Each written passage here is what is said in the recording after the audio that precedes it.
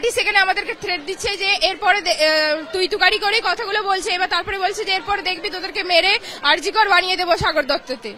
পেশেন্টটা খারাপ হতে emergency treatment চলছিল, ডক্টররা সিপিআর দিচ্ছিল, সেই মুহূর্তে আমিও এমার্জেন্সি ট্রিটমেন্টেই ছিলাম।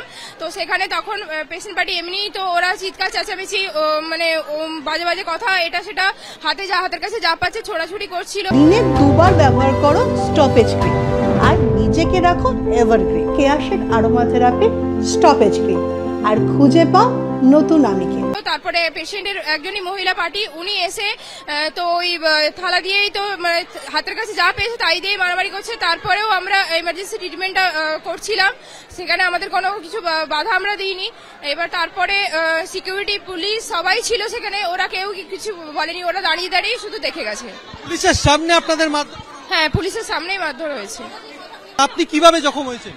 কালকে হয়েছে উপরে ঝামেলা হয়েছে, উপরে দিদিকে গালাগালি দিচ্ছে, ডক্টরকে গালাগালি দিচ্ছে, সবাইকে গালাগালি দিচ্ছে, কি করবেন? আপনি বলছিলেন যে নিরাপত্তা রক্ষীরা তাদের ভূমিকা কি এখানে? খুব খারাপ। তার কারণ হচ্ছে আপনি যদি একটু খেয়াল করে দেখেন ম্যাক্সিমাম বয়স্ক মানুষ, তারা আমাদের কি প্রোটেকশন দেবে, তাদের মানে সেটা নিয়ে যথেষ্ট সমস্যা আছে, বোঝার সমস্যা আছে। দ্বিতীয়ত তারা যে মানে অ্যাটাক হলে তারা যে আমাদেরকে নিরাপত্তা দেবে, তাদেরকে উপর থেকে অর্ডার করা আছে তারা যেন কখনো এটার এগেনস্টে গিয়ে কিছু না করে।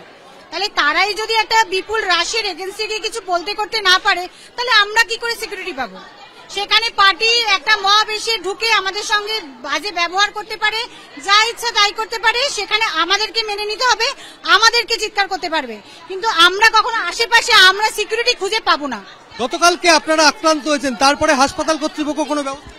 না, হাসপাতালে আমাদের এই থেকে কোনো পরিষেবা আমাদেরকে দেয়নি। ওখানে সিকিউরিটি ছিল, পুলিশ ছিল, তারপরেও আমরা কোনো পরিষেবা আমাদের সুরক্ষা যে দরকার সেটা আমরা পাইনি।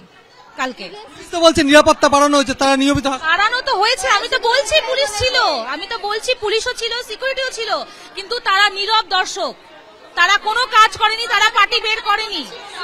তারা প্রথম থেকে সিকিউরিটি বাড়ানো হয়েছে, পুলিশ বাড়ানো হয়েছে। 17 সেপ্টেম্বর আমাদের যে মানে এখানে যে নাইট একটা আশ্রয়স্থল, তার নিচে একটা আউটপোস্ট হয়েছে পুলিশের, কিন্তু পুলিশ আমরা যেতে আসতে চোখে দেখতেও পাই, কিন্তু গোটাটা আইওয়াস কালকের ঘটনা আমাদের যে নিরাপত্তা নেই সেটা নগ্ন করে দিল। বলেছিল যে যদি দিদিকে প্রথমত তুই তোকারি করা হয়েছিল, স্ল্যাং ল্যাঙ্গুয়েজ ইউজ করা হয়েছিল, দ্বিতীয়ত বলা হয়েছিল নার্সদেরকে তোদেরকে মেরে আমরা সাগর দত্ত বানিয়ে দেবো, এখানে এই কথাটা এখানে আরজিকর বানিয়ে দেবো, এই কথাটা দিদিদেরকে বলা হয়েছে। আমাদের একটাই বক্তব্য, আমাদের এখানে এত সিকিউরিটি আরজিকরের ঘটনা তো পুরনো হয়ে যায়নি, অভয়া ক্লিনিক এখনো চলছে। সেই সময় আমাদের এমএসিপি এত সিকিউরিটি বাড়িয়েছে, তাহলে এতগুলো লোক উপরে উঠে আসে কি করে? এত 10 থেকে 15 জন উঠে, অর্থাৎ যে ব্যাপারটি বলা হচ্ছে যে গতকালকে ঘটনার পর আপনারা পুলিশে অভিযোগ জানিয়েছেন? হ্যাঁ, জানিয়েছে তো। আজকে আমরা তো ম্যাডামের কাছে সেই খবরটা জানতেই গেছিলাম যে পুলিশি অভিযোগ কি জানানো আছে। আমরা তো পার্সোনালি এটা জানাতে পারি না, এটা থ্রু আমাদের অথরিটি জানানো হবে। বাট আজকে এমএসিপি স্যার একটা এফআইআর এর কপি দেখালেন, দেখিয়ে বললেন যে পরে জানানো হয়েছে, আমরা এফআইআর এর কপিটা ছবি। ইতিমধ্যে কামারহাটি থানায় একটি অভিযোগ দায়ের করা হয়েছে এবং সেই অভিযোগের ভিত্তিতে 4 জন রোগীর আত্মীয়কে গ্রেপ্তার করেছে কামারহাটি থানার পুলিশ।